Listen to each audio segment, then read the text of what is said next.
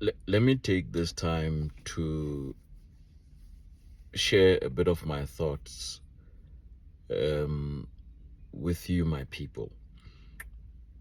Um,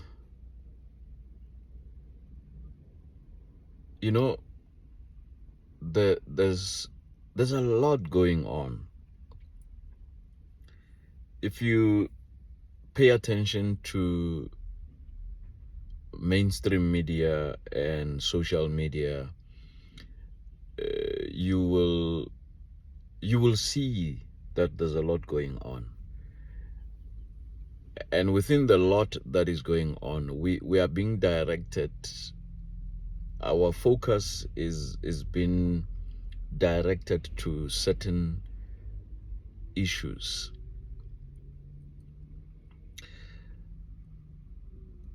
As much as one would like to focus on those issues as well, I think my my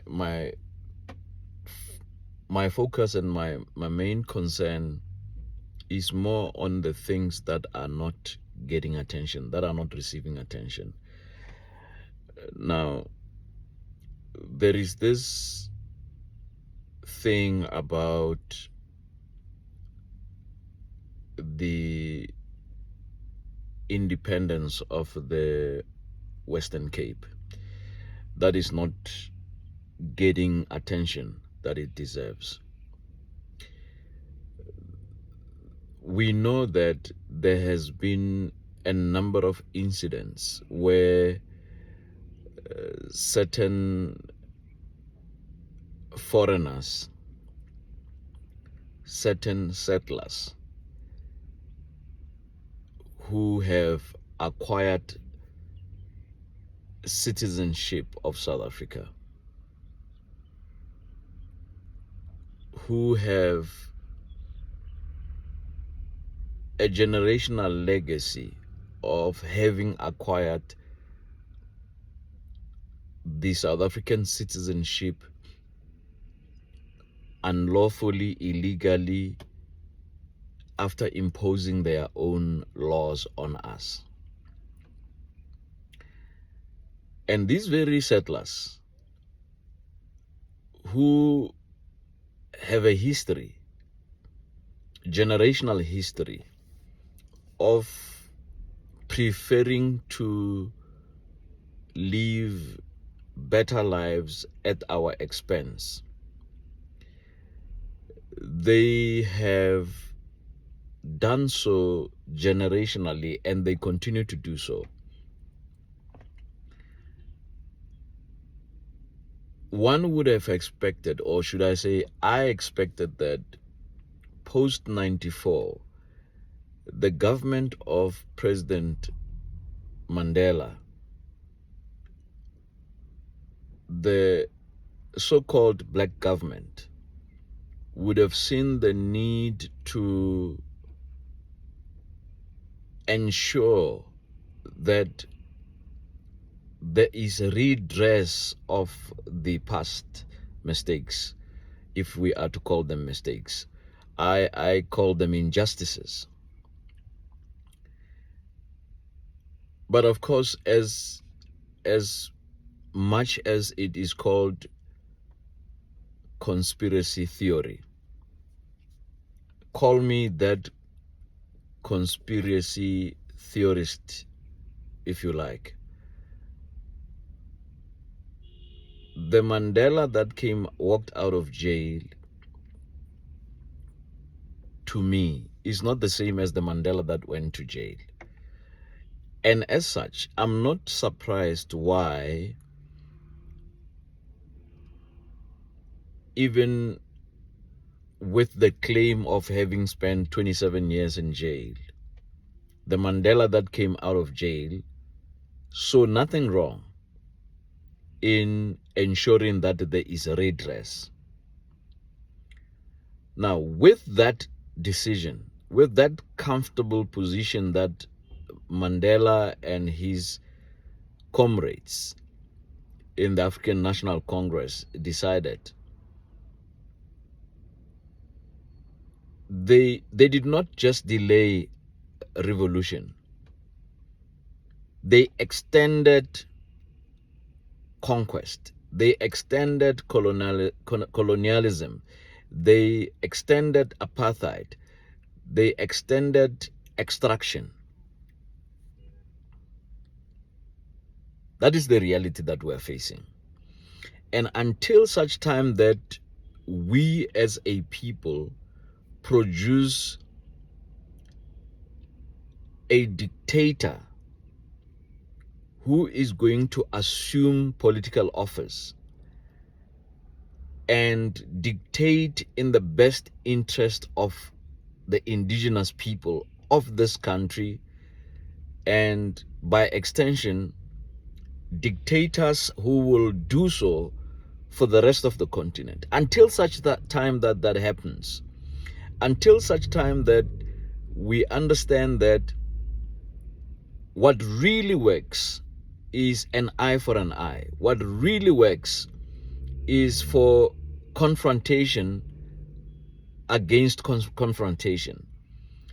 This whole notion of peace and harmony and understanding and all these things that are thrown at us by people who do not practice peace, do not practice human rights, do not practice constitutionalism, do not practice international law. Until such time that we understand why it is important for us to position ourselves similar to countries like North Korea, similar to countries like China, similar to countries like Russia, similar to countries like Iran, countries that show a middle finger to indoctrination, countries that show a middle finger to dictatorship by the capitalists, countries that show a middle finger to the Zionists. Until such time that we pay attention to the importance of being realists and snapping out of the slumber, the gullibility, the ignorance of thinking that the systems that have been imposed on us by our conquerors, by our colonizers, by the apartheid beneficiaries, by those who extracts the wealth of our land. Those systems, for as long as we continue to believe that their education, their health, their governance, their religion, their sports, for as long as we continue believing that everything that they give to us, that they impose on us, will be different from them who did and continue to do what they're doing to us.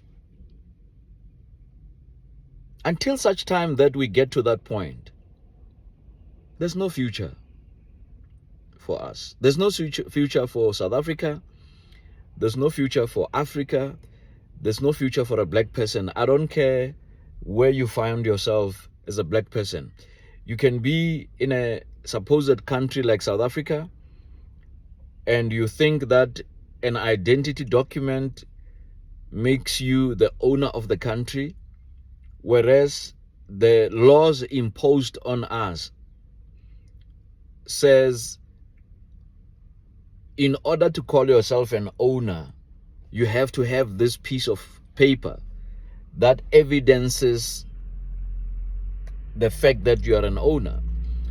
for as long as we continue respecting those laws that were imposed on us, we have no future. We're gonna continue to hand over this terrible legacy, this continuation of a bad thing from generation to another, one generation to the next. So for me, I don't think we pay attention to how we are being controlled. You can go back as far as the early 1900s when the project of making us feel like we are part of them began. That's so the establishment of, or the so-called involvement of us in their political system, a political system that they designed for us. And that political system, or their permission for us to start getting involved into their political system, so as establish back then the South African National Native Congress, which later became the the African National Congress. And then we became happy, and they chose a few amongst us. The system works that way. It has always been those who got given a title of the elites, those who were taken to their schools to be indoctrinated through their educational system, indoctrinative system. When they were fed their information, and they started having the knowledge that they believe is good knowledge, until such time that we snap out of all these things, realize that even back then, the 1900s, coming all the way with all of those leaders, we pride ourselves, the ANC was established by John Langalibalele Dube, and we think knowing that story changes the color of the sky. We think rattling off our heads the story that we've been told, and we tell it like we were there, ignoring the fact that that very information that we are being given, the story that has been told to us, is told to us in a compromised position, in a compromised way. You can come right up to the 50s, the 60s, the generation of the Oliver Tambos, the Walter Sisulus, the Govan Mbekis, all that crop. And all of them, there's been a notion of, well, we're making progress. Well, we are succeeding. But when you sit and you pay attention and you ask critical questions that challenges anybody who claims a success story to say, but what is this success that you're talking about? Then you become unpopular, because we have a very funny relationship with the truth as a people. Our minds have been compromised in such a way that we, as I say, we have a very funny relationship with the truth. The truth and us are not in the same WhatsApp group. We believe that which makes us feel better, even if it's nonsensical, even if it's at our expense. They create a system, gives it to us, directs us on how to go about it, and we claim it's our system. Politics, we know politics better than the inventors of politics. Democracy, we know democracy better than the inventors of democracy. We make a lot of noise about documents that we don't even know their origins.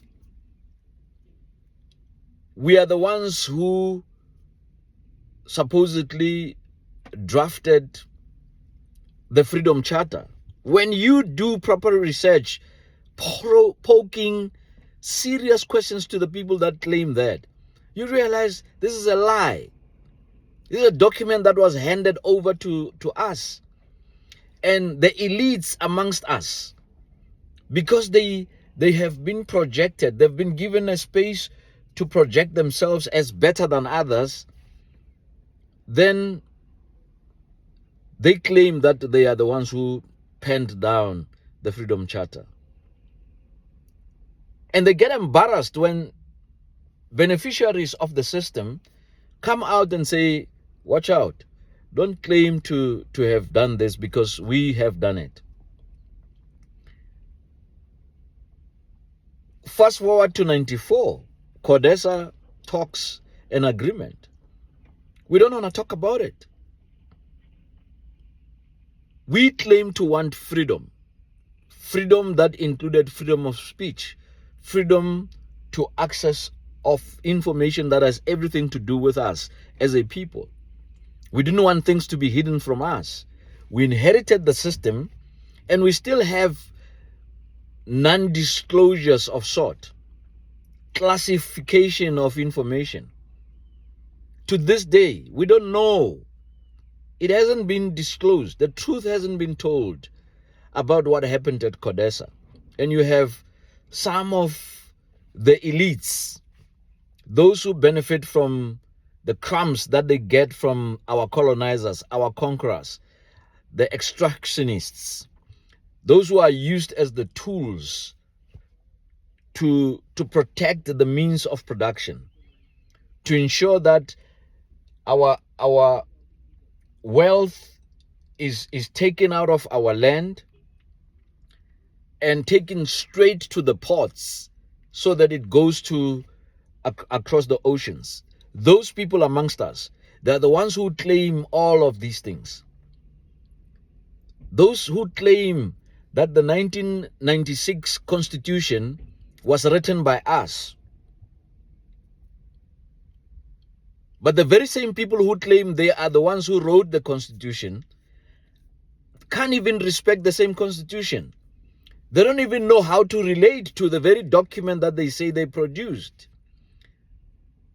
When they occupy offices that requires them to pay allegiance to the document that they say they produced, they are found wanting.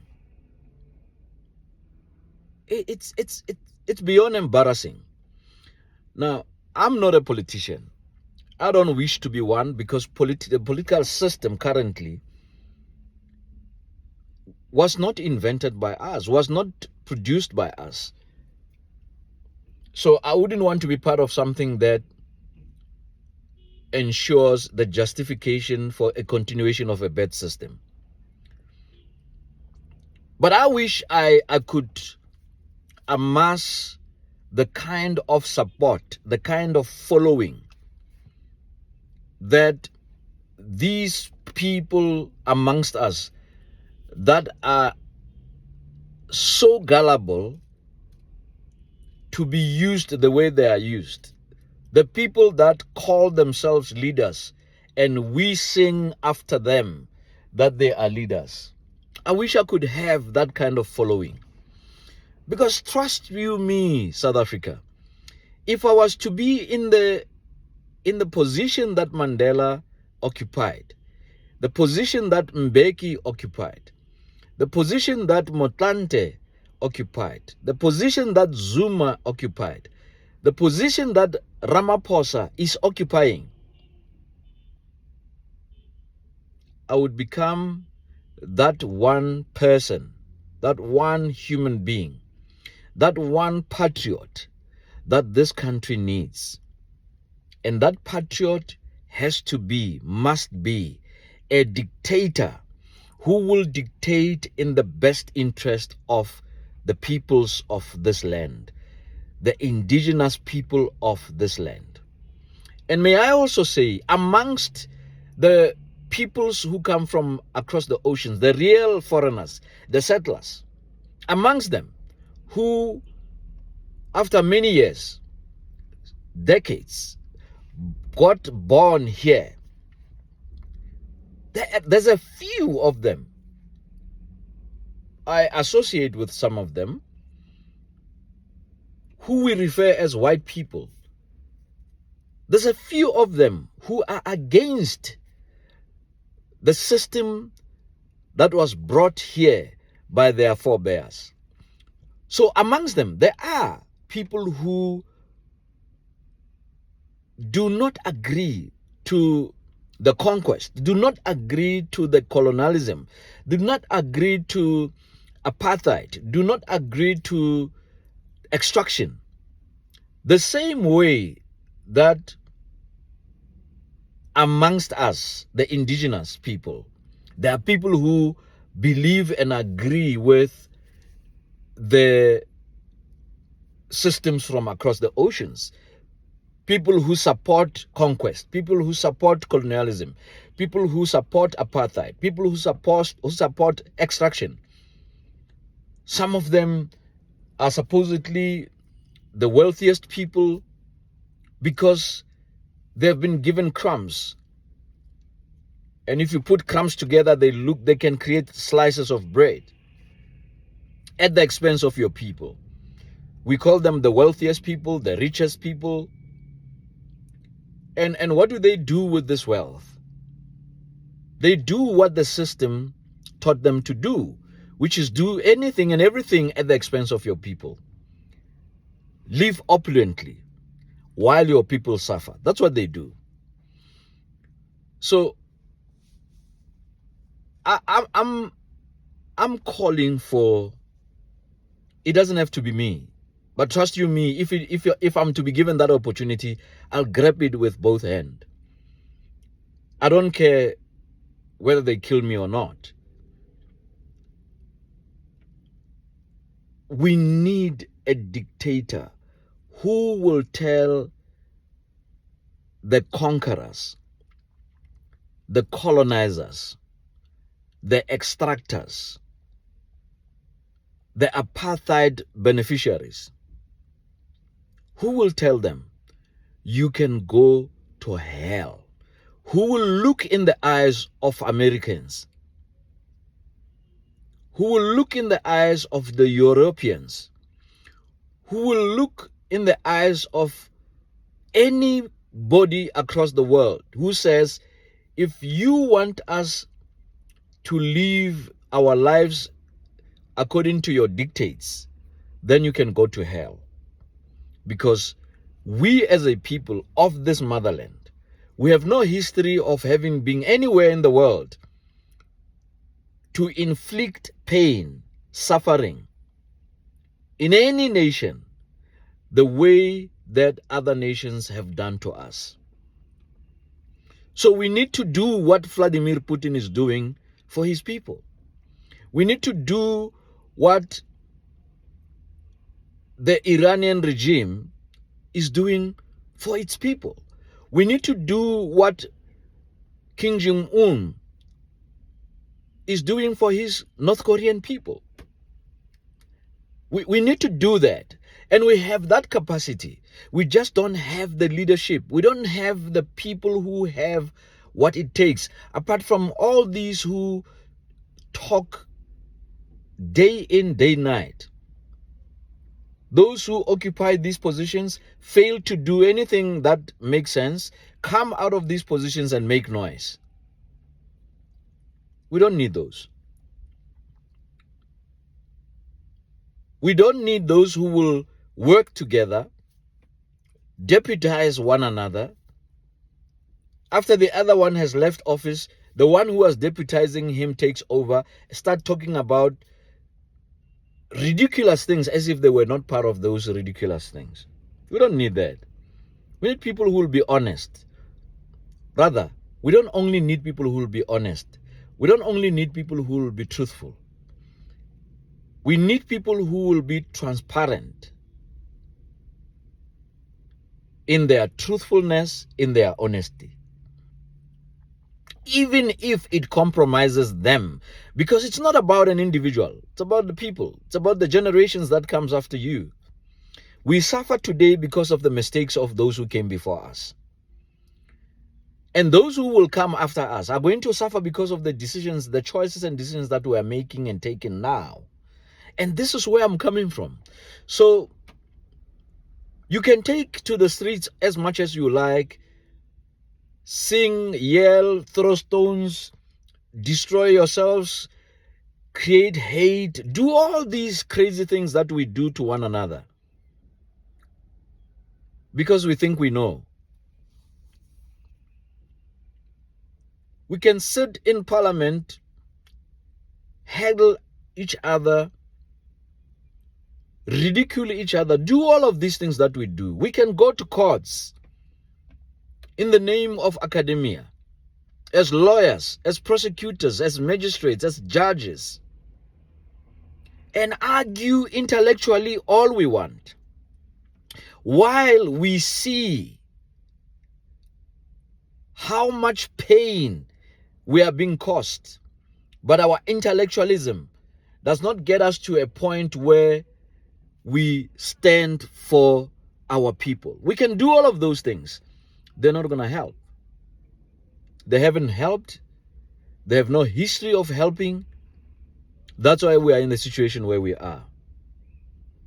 That's why with our intellectualism, our knowledge, our power, all of these things put together, we are controlled, we are manipulated, we are outnumbered by a few people.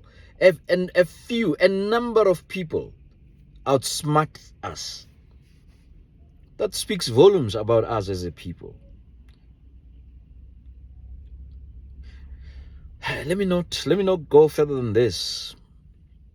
I am praying for a dictator who will dictate in the best interest of us, the people.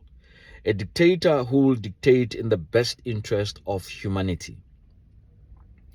And humanity is not just about color. Humanity is about humanity. So my plea to you is help me, let's find that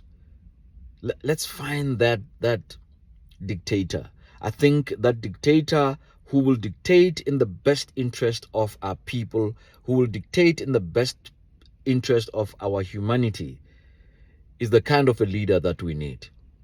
Thank you for listening, and thank you for doing something about it.